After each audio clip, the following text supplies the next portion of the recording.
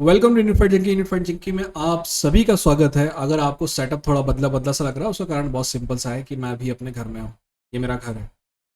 सबसे पहले हम जिस फाइट के बारे में बात करेंगे वो है अमेंडा नूनेस वर्सेस आयरन अल्डाना। मुझे पता है कि ये फाइट मेन इवेंट है और यूजुअली लोग को मेन इवेंट के बारे में पहले बात करते हैं और उसके बाद मेन इवेंट के बारे में बात करते हैं, बट टू बी ऑन पर इस कार्ड में जो फाइट्स है ना, उनमें से बैनिल डैरियूश वर्सेस चार्ल्स ओलिवेरा वाली फाइट जो है वो मुझे ज़्यादा इंटरेस्टिंग लगती है।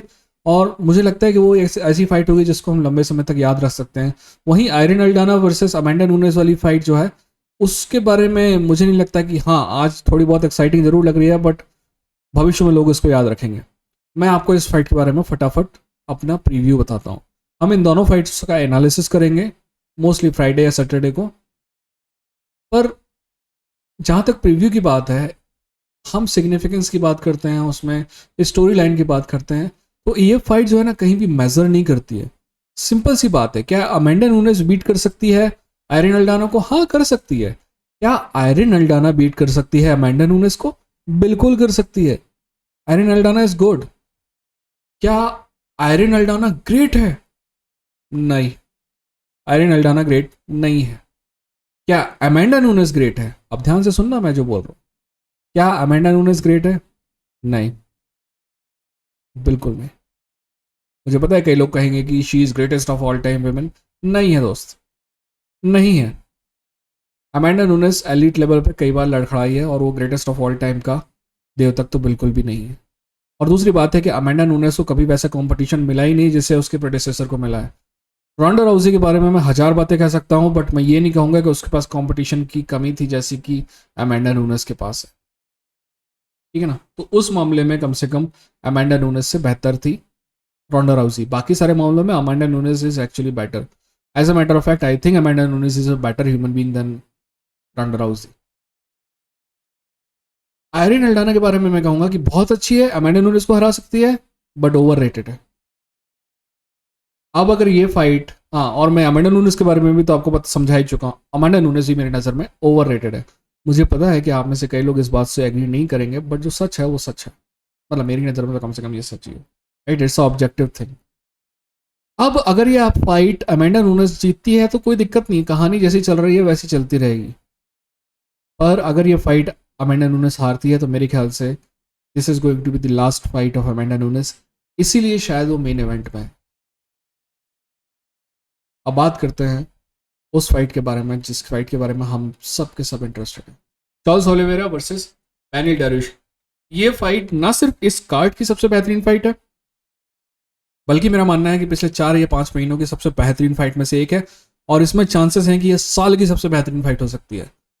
मैंने पिछले 10 फाइट दोनों दोनों दोनों खिलाड़ियों की देखी है, बैरिल डेरियस की भी और चार्ल्स ओलिवेरा की भी। एक भी फाइट बोरिंग नहीं थी। बेहतरीन फाइट है दोनों की। तो कम से कम इस बात पे तो आप गारंटी मान के चल सकते हैं कि दोनों में से जो भी जीते, फाइट बहुत इंटरेस्टिंग होने वाली है। लड़ाई जल्दी से खत्म हो या देर से खत्म हो, फाइट इंटरेस्टिंग होने वाली है। अब जहां तक बात करते हैं पहले बैनिल डेरियस की। बैनिल डेरियस को 2 फाइट पहले टाइटल शॉट मिल जाना चाहिए था, नहीं मिला। एक फाइट पहले भी टाइटल शॉट मिल जाना चाहिए था, नहीं मिला। अब बेचारे को टाइटल शॉट मिला है और वो भी चार्ल्स ओलिवेरा के सामने। चार्ल्स ओलिवेरा को पिछले 10 फाइट में सिर्फ एक आदमी ने हराया है और वो भी इस्लाम मकाचेव ने, और कोई हरा नहीं पाया है। चार्ल्स ओलिवेरा जब से लाइट वेट में आया है तब से सिर्फ 2 बार हारा है, जिसमें से एक जो उसकी पहली फाइट थी लाइट वेट में आने के बाद, और दूसरी अभी जो चार्ल्स ओलिवेरा से हारा था, वो सॉरी जो मकाचेव से हारा था, उसके सामने खड़ा किया है बैनिल डेरियस को। बैनिल के लिए मुझे डर है। मुझे डर इस बात का है कि कोई भी आदमी अपनी ज़िंदगी में ना एक एम को लेकर, एक लक्ष्य को लेकर, एक पर्टिकुलर टारगेट को लेकर मेहनत करता है और मेहनत करते जाता है, करते जाता है, करते जाता है, और बार बार ना वो टारगेट अचीव होते होते रह जाता, होते होते रह जाता, होते होते रह जाता है, और एंड में वो टारगेट दूर चला जाता है। तो मुझे इस बात का डर है बैनिल को लेकर। जहाँ तक चार्ल्स की बात है, तो चार्ल्स के बारे में मैं सबसे पहले बात कर लूँ कि जो चार्ल्स की जो टाइटल फाइट थी इस्लाम माखाचेव के साथ, चार्ल्स ओलिवेरा ऐसा लगा ही नहीं कि वो उस लेवल का है, जबकि उसको होना चाहिए था। चार्ल्स ओलिवेरा, मैं आपको बताऊं, इस्लाम माखाचेव के लेवल का है, पर उस फाइट में बिल्कुल भी नहीं लगा। चार्ल्स ओलिवेरा ऐसा लग रहा था कि उस फाइट में कोई प्लान करके आया ही नहीं था, ठीक है। Simply he was looking out of his depth in that fight. और अगर ये फाइट वो जीतता है तो अगला उसको टाइटल शॉट मिलेगा। तो आई होप कि वो फाइट बेहतर बेहतर हो कम से कम इससे। चार्ल्स ओलिवेरा की 3 फाइट जो टाइटल वाली हैं, चैंडलर को हराया, डस्टिन को हराया, जस्टिन को हराया। ये 3 फाइटर अगर 10 टॉप 5 ऑफ ऑल टाइम बनेंगे ना light heavy weight, light weight में, है ना, अगर बेलेटोर और यहाँ को दोनों को जोड़ लेंगे तो टॉप 10 में तो कम से कम ये दोनों आएंगे ही आएंगे। जिसमें जस्टिन और डस्टिन तो यूएफसी के टॉप 5 में आएंगे। इन दोनों फाइटर्स को हराया, all time top 5 of all time. इन दोनों फाइटर्स को हराया है, चैंडलर को हराया है। उसके बाद क्या वो डिजर्व नहीं करता था? भला ही वो फाइट कैसी भी एक तरफा रही हो, तब भी क्या वो डिजर्व नहीं करता था रीमैच? मेरा मानना है कि डिजर्व करता था, बट उसको रीमैच देने की जगह एक फाइट दी गई टाइटल कंटेंडरशिप, ठीक है ना। अब एंड में मैं ये कहना चाहूंगा कि अगर चार्ल्स ओलिवेरा जीतता है तो मैं एक तरफ चार्ल्स ओलिवेरा के लिए खुश हूंगा कि उसको एक बार फिर से टाइटल शॉट मिला, पर दूसरी तरफ इतना मेहनती आदमी, इतना शानदार फाइटर डैनियल डैरियस टाइटल से काफ़ी पीछे चले जाएगा, वापस से 2 फाइट पीछे चले जाएगा। वहीं अगर डैनियल डैरियस जीतता है तो चार्ल्स ओलिवेरा का सपना टूट जाएगा। मैं ये नहीं कहता कि ये फाइट, मुझे भी इतनी अकल है दोस्त कि फाइट की दुनिया है, आपको टफ फाइट करनी पड़ती है, आप किसी ना किसी का सपना टूटेगा तभी तो किसी का सपना पूरा होगा। ये सारी बातें मुझे समझ में आती हैं। और अगर तुम मुझे ये कहोगे कि क्या दोनों को टाइटल शॉट नहीं मिल सकता था, दोनों को, तो मैं आपकी बात मानूंगा नहीं, क्योंकि मेरा मानना है कि दोनों ही टाइटल शॉट डिजर्व करते थे और दोनों को ही टाइटल शॉट मिलना चाहिए था। डैनियल डैरियस और इस्लाम माखाचेव की बात हम कम से कम 3 साल से कर रहे हैं। मेरा मानना है कि इस्लाम माखाचेव को अगर इस डिवीजन में कोई सबसे बेहतरीन टक्कर दे सकता है तो वह है डैनियल डैरियस। अगर चार्ल्स ओलिवेरा जीतता भी है ये फाइट तो भी मुझे लगता है कि डैनियल डैरियस बेहतर कंटेंडर है।